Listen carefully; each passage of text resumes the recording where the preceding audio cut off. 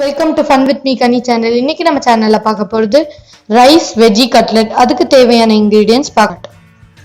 வெங்காயம் 1 பொடி பொடியா நறுக்கிக்கிட்டது, கேரட், பீன்ஸ், இஞ்சி பொடி பொடியா நறுக்கினது, பூண்டு 4 பல் பொடி பொடியா நறுக்கினது, ஒரு பச்சை மிளகாய் பொடி பொடியா நறுக்கினது, கொஞ்சம் கொத்தமல்லி, அதுக்கப்புறமா உருளைக்கிழங்கு 2 வேக வச்சு மசிச்சு எடுத்துக்கணும். ரைஸ் 1 கப்பு, மைதா 3 to 4 டேபிள் ஸ்பூன். மசாலாக்கு தேவையான பொருட்கள் அரை ஸ்பூன் மிளகாத்தூள், அரை ஸ்பூன் மல்லித்தூள், 1/4 ஸ்பூன் மஞ்சத்தூள், கரம் மசாலா அரை ஸ்பூன், சோம்பு,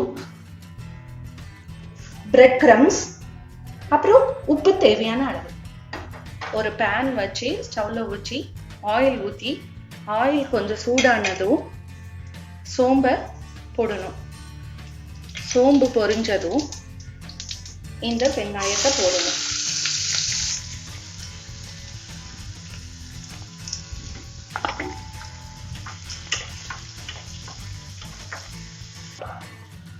ஆனியன் கொஞ்சம் வதங்கணும்னு பூண்டு, இஞ்சி, பச்சை மிளகாய் இதையும் போட்டு வதக்கணும். நெக்ஸ்ட் பீன்ஸும் கேரட்டும் போடணும். இதையும் நல்லா ஸ்டார்ட் பண்ணணும். வெஜிடபிள்ஸ் நல்லா வதங்கிடுச்சு.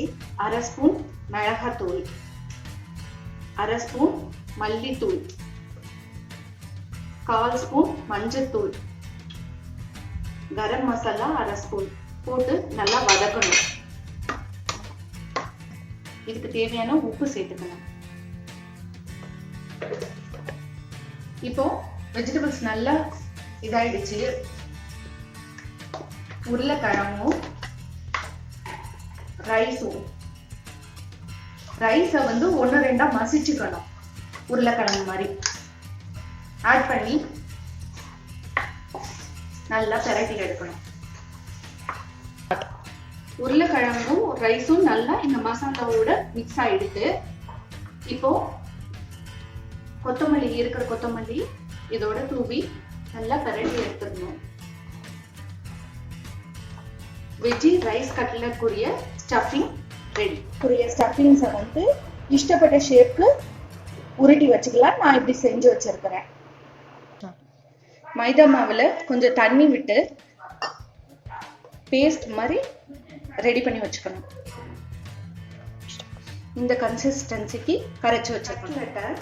நல்லா இந்த மைதா மாவுல முக்கி இந்த பிரெட் கிரம்ஸ்ல நல்லா கோட் பண்ணணும். கோட் பண்ணி இந்த ஆயில போட்டு பொரிச்சு எடுக்கணும்.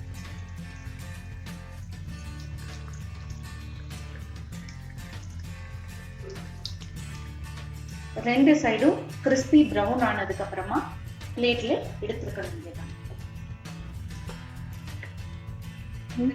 Rice veggie cutlet ready.